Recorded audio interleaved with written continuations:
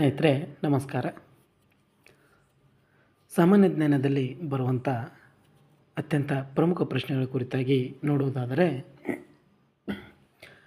Gandhi Irwin ಒಪ್ಪಂದಕ್ಕೆ ಡ್ಯಾಶ್ರಲ್ಲಿ ಸಹಿ ಹಾಕಲಾಯಿತು.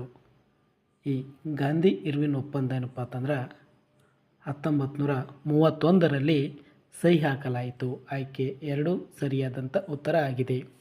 ಅದೇ ರೀತಿ ಮುಂದಿನ ಪ್ರಶ್ನೆ, ಈ ಕೆಳಗಿನ ನಿಯತಕಾಲಿಕೆಗಳಲ್ಲಿ ಯಾವುದು ಕ್ರಾಂತಿಕಾರಿ ಉಗ್ರಗಾಮಿ ಚಳುವಳಿಯೊಂದಿಗೆ ಸಂಬಂಧ ಹೊಂದಿಲ್ಲ?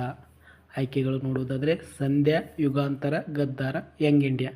ಸ್ನೇಹಿತರೆ, ಇದರಲ್ಲಿ ಯಂಗ್ ಇಂಡಿಯಾ ಅನ್ನುವಂಥದ್ದು ಏನಪ್ಪ ಅಂತಂದ್ರೆ ಇದು ಮಹಾತ್ಮ ಗಾಂಧಿಯವರು ಹೊರಡಿಸಿದಂಥ ಒಂದು ನಿಯತಕಾಲಿಕೆ ಆಗಿರುವುದರಿಂದ ಇದು ಉಗ್ರಗಾಮಿ ಚಳುವಳಿಯೊಂದಿಗೆ ಸಂಬಂಧ ಹೊಂದಿರುವುದಿಲ್ಲ. ಆಯ್ಕೆ 4 ಸರಿಯಾದಂಥ ಉತ್ತರ ಆಗಿದೆ.